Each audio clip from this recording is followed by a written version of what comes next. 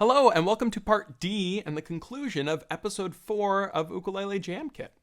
Over the last 3 weeks, we've worked on a chord progression, a scale, and a strum pattern that utilize the sound of that E Dorian. So if you haven't seen those videos, please check them out down in the description below. This week, we're going to learn a riff and play along with our finished jam track. If you'd like to download the tab, jam track, and all the other materials, be sure to check out my Patreon page in the link down below.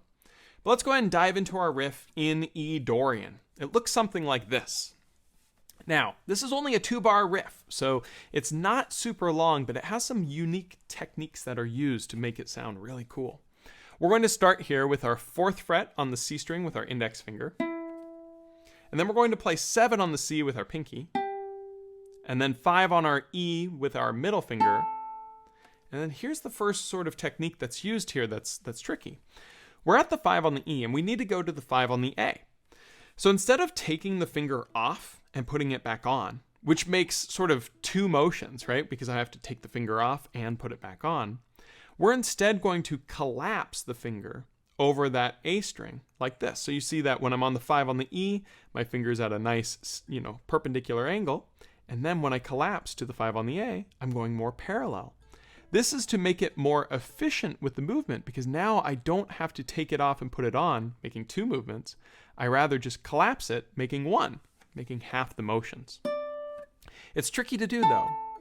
Take some practice to get that sound. You might notice that you'll get this sound, and that's because when you bend that finger, you want to pull your hand back a little bit to pinch over that string.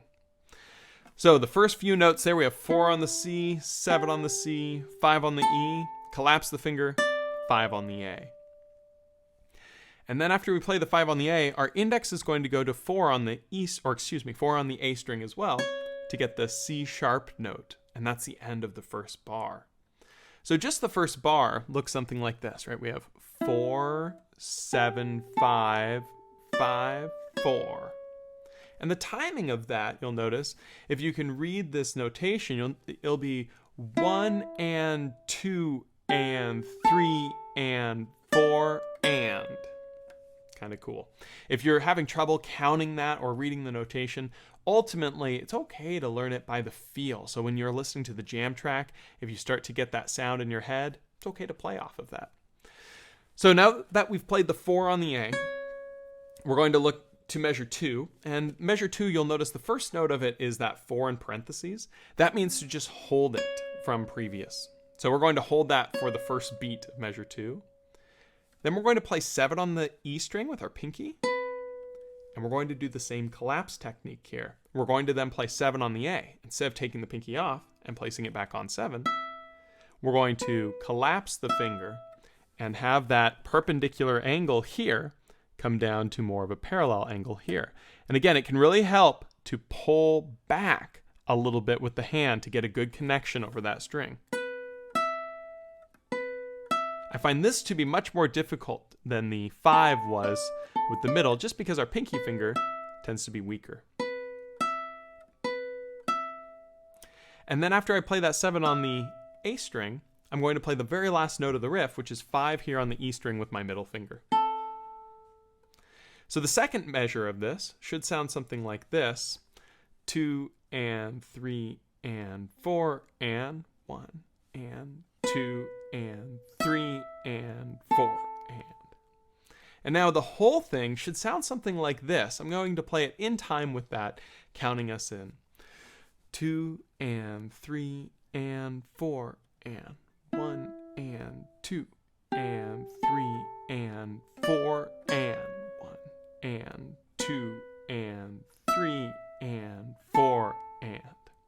So it sounds something like this while I just play it a few times.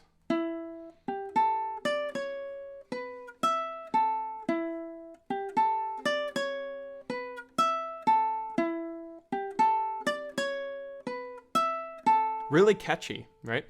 Now that C sharp note here is what creates that Dorian sound that I mentioned in the other parts of this episode. And so you'll notice that it's no coincidence that we sort of sit on that note for a little while. It really is what creates that sound. You'll also notice that the chords that we're strumming sort of correlate to certain notes. So the 4 on the C string is when the E minor is played. And then that 5 on the E string is going to be when the D chord is played.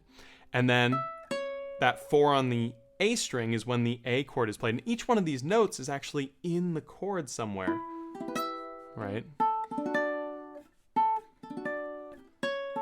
And so you can hear how they all line up together. So let's go ahead and hear this with the jam track at speed. Again, if you'd like to download this jam track, there's a link down below. But let's go ahead and hear what this sounds like with it all put together.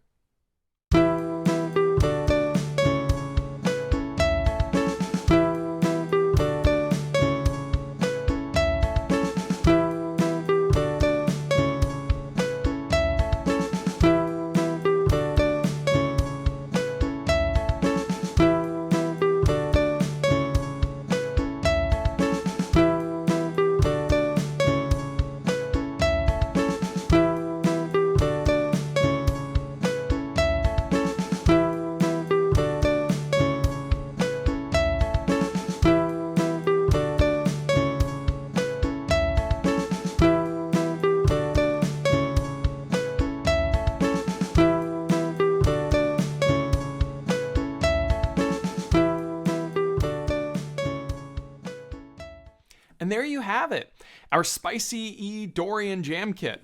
If you'd like to download any of these things, all that information is in the description below, as well as other materials for other episodes of Ukulele Jam Kit. Be sure to check out my song tutorial series. Every month on my Patreon page, I do a different tutorial based on suggestions from the patrons, and we do a big song vote.